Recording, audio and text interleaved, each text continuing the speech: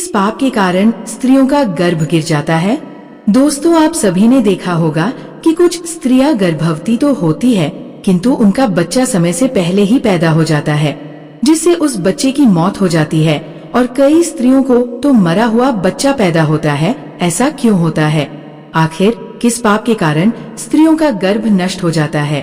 दोस्तों, आज के इस वीडियो में हम आपको इसी के बारे में बताएंगे कि किस पाप के कारण स्त्रियों का गर्भ गिर जाता है और वह कौन से कार्य हैं जो एक गर्भवती स्त्री को कभी नहीं करने चाहिए, नहीं तो उसका गर्भ गिर जाता है। और भगवान विष्णु ने इसके बारे में क्या बताया है, जानेंगे एक महत्वपूर्ण कथा के माध्यम से।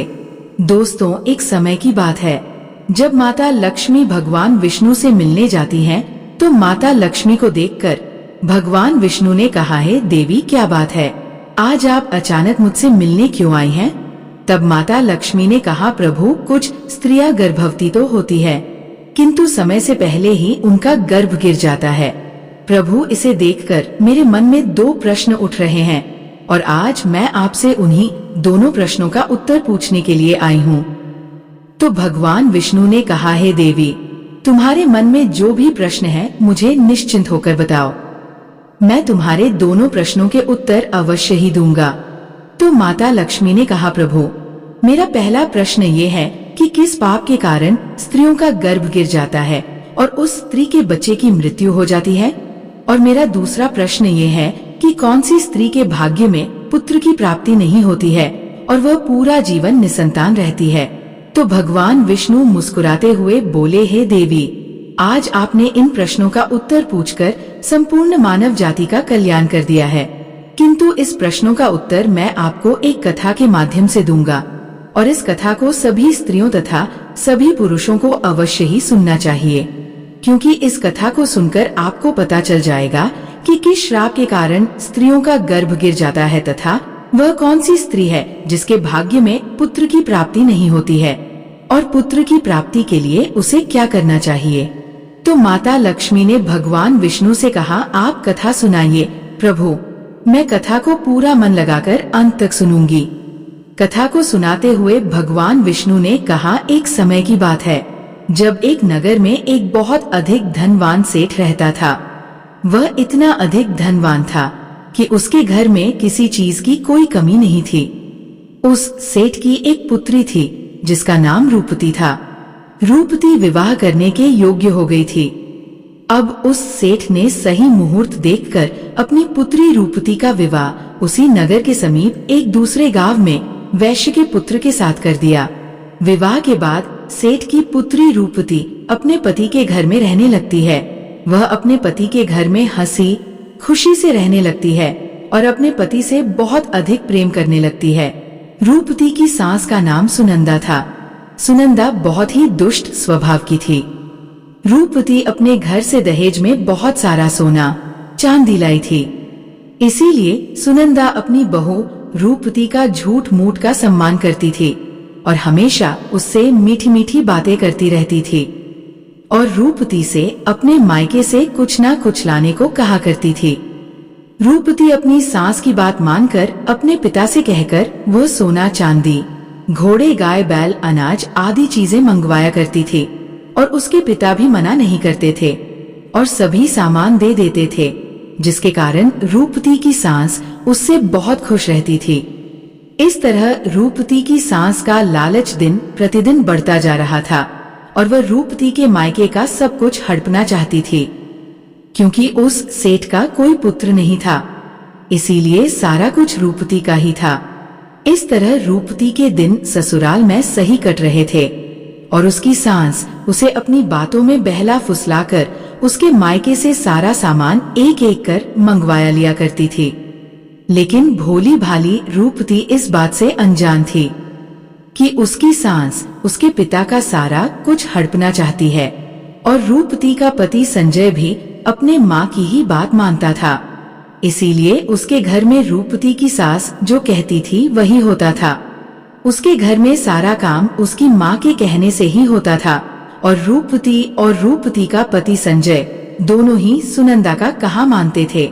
इसीलिए उनके घर में कभी भी क्लेश नहीं होता था और सब खुशी पूर्वक रहते थे। इस तरह कुछ साल बीतने के बाद रूपवती गर्भवती हो गई। जब उसकी सास को इस बात का पता चला तो वह बहुत खुश हो गई। उसने तुरंत ही रूपवती के माता पिता को इस बात की सूचना दी और साथ में बड़ी बड़ी वस्तुओं की मांग की। जब रूपवती के पिता ने इस बात को सुना तो वह भी बहुत अधिक प्रसन्न हुए और अगले ही दिन वह मिठाई तथा सोने के कंगन और सोने की माला लेकर रूपवती के ससुराल पहुंच गए। रूपवती अपने पिता को देखकर बहुत खुश हुई और कुछ समय रूपवती के ससुराल में रुककर उसके पिता अपने घर लौट आए। अब समय के साथ रूपवती का गर्भ बढ़ता गया और रूपवती की सास उसका बहुत अच्छी तरह से ख्याल रखने लगी तथा उसे समय समय पर फल फूल खिलाती रहती थी और घर का सारा काम खुद करती थी। रूपवती को कोई भी काम नहीं करने देती थी, इसीलिए रूपवती पूरा दिन घर पर आराम करती थी।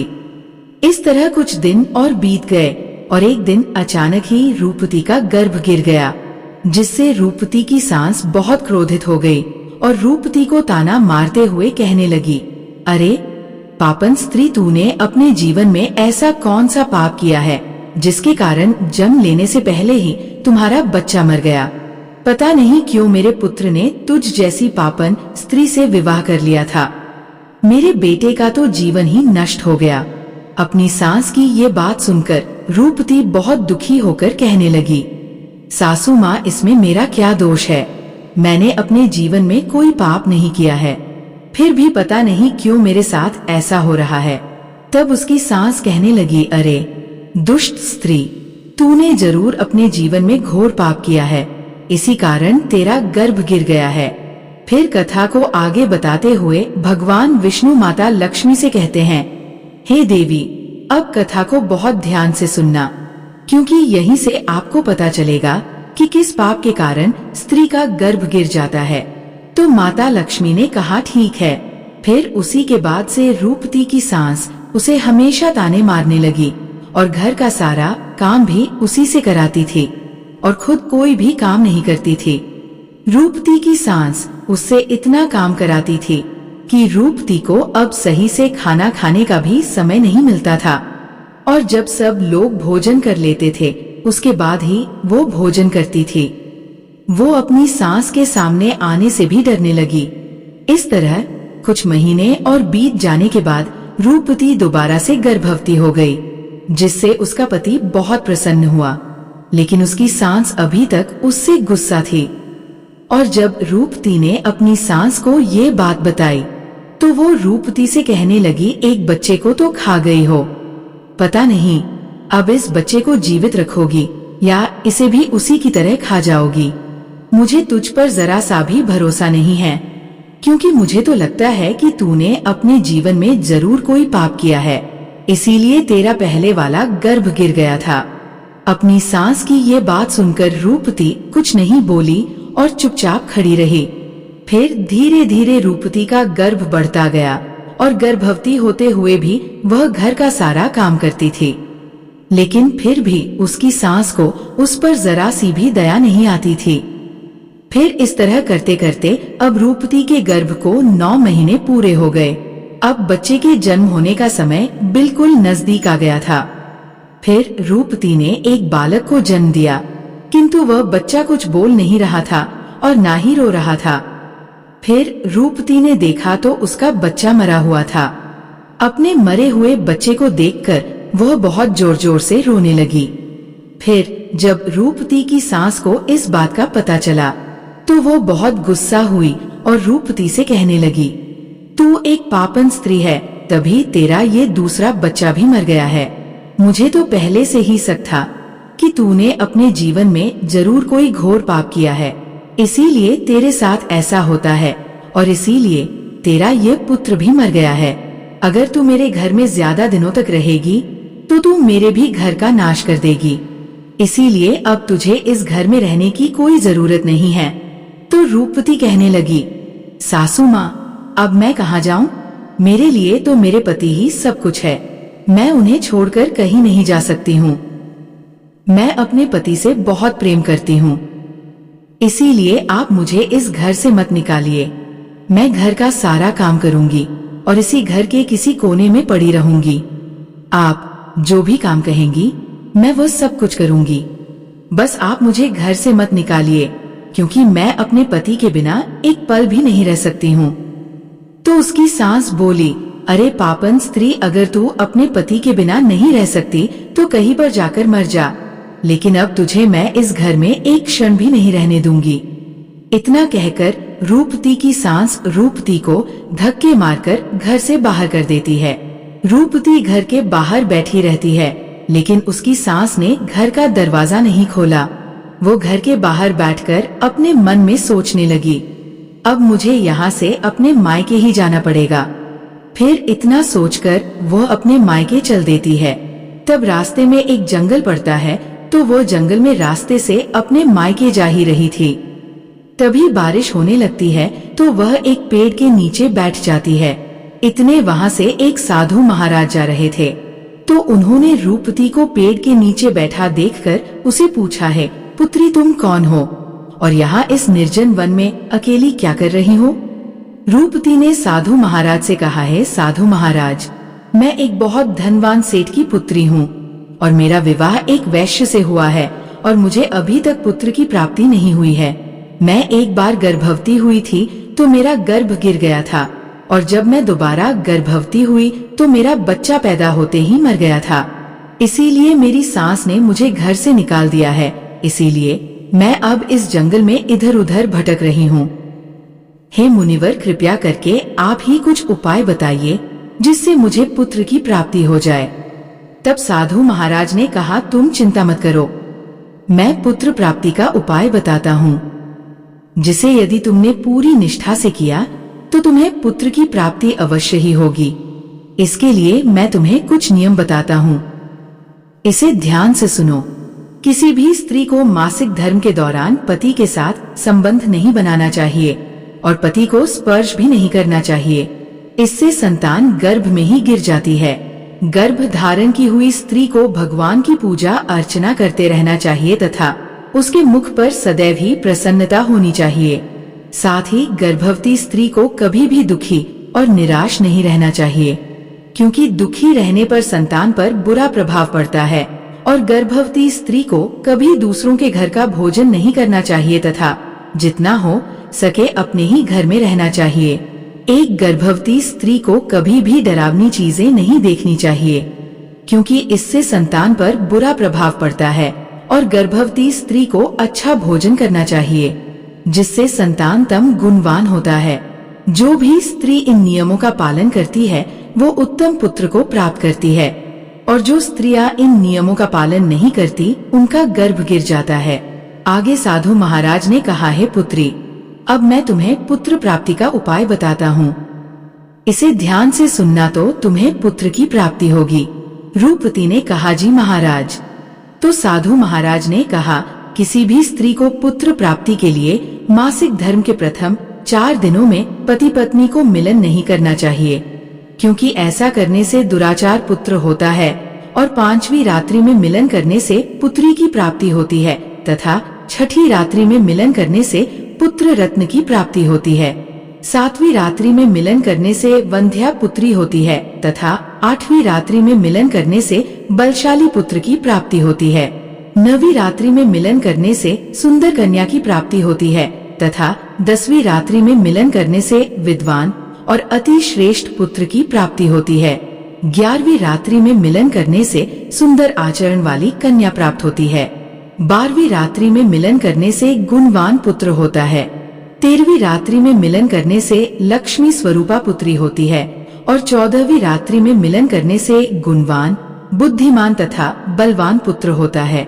इसीलिए यदि तुम इन नियमों का पालन करो तो तुम्हें उत्तम पुत्र की प्राप्ति होगी।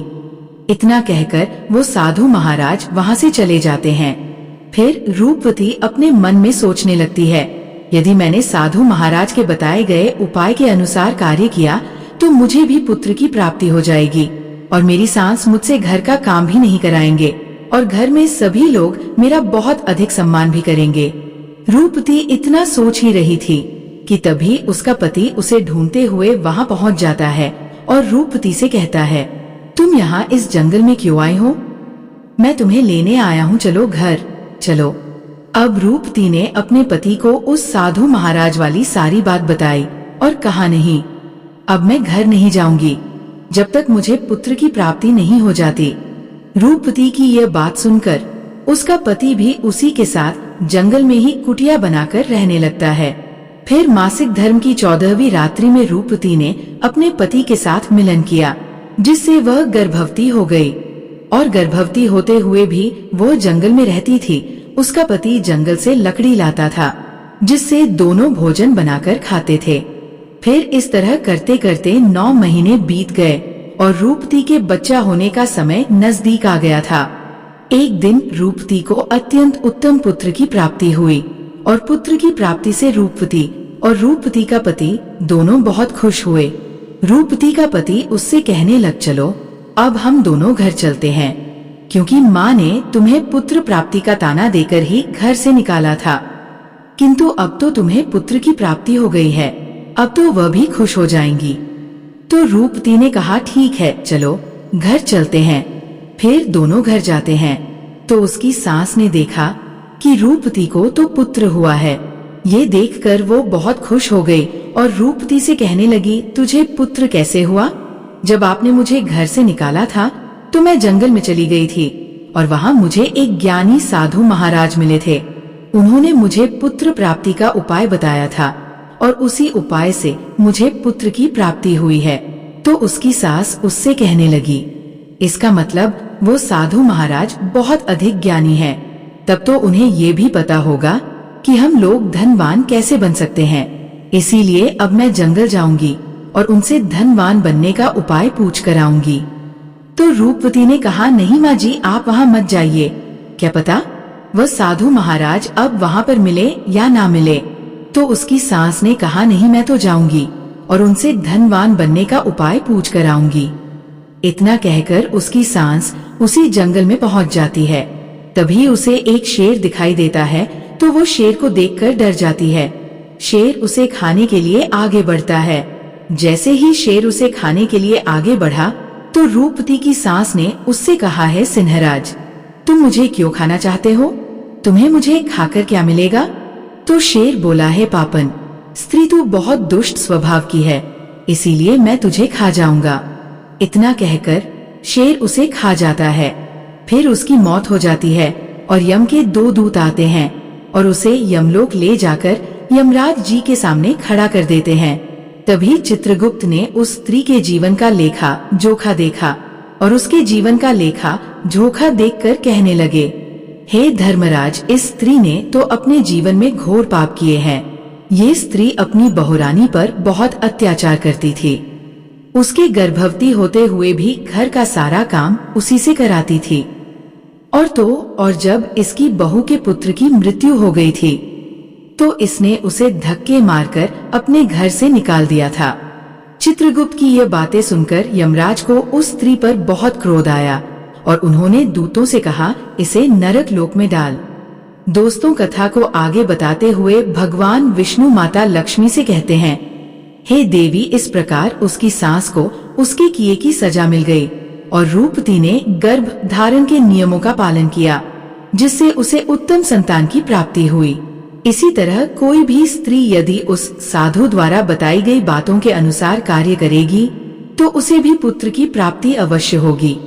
अब माता लक्ष्मी ने कहा, प्रभु, वह कौन सी स्त्रियां हैं जिनके भाग्य में पुत्र की प्राप्ति नहीं होती है और वह अपने जीवन में ऐसा कौन सा पाप करती हैं जिसके कारण उन्हें पुत्र की प्राप्ति नहीं होती है, और पुत्र प्राप्ति के लिए उन स्त्रियों को क्या करना चाहिए? तो भगवान विष्णु ने कहा, ये वह स्त्रियां हैं जो अपने पति से हमेशा लड़ाई झगड़ा करती रहती हैं और घर में सारा काम अपनी ही मनमानी से करती हैं तथा अपने पति का आदर सम्मान नहीं करती है। तो ऐसी स्त्रियों के भाग्य में कभी भी पुत्र की प्राप्ति नहीं होती है और ऐसी स्त्रियों को पुत्र प्राप्ति के लिए अपने पति का आदर सम्मान करना चाहिए तथा उनका कहना मानना चाहिए और घर में लड़ाई झगड़ा नहीं करना चाहिए, तो ऐसी स्त्रियों को भी पुत्र की प्राप्ति होगी। इस प्रकार भगवान विष्णु माता लक्ष्मी को उनके प्रत्येक प्रश्न का उत्तर देते हुए कथा समाप्त करते हैं। दोस्तों, आपको ये कथा कैसी लगी? हमें कमेंट्स करके जरूर बताएं। साथ ही वीडियो को लाइक करें, चैनल को सब्सक्राइब करना ना भूलें। नमः शिवाय। जय श्री राम।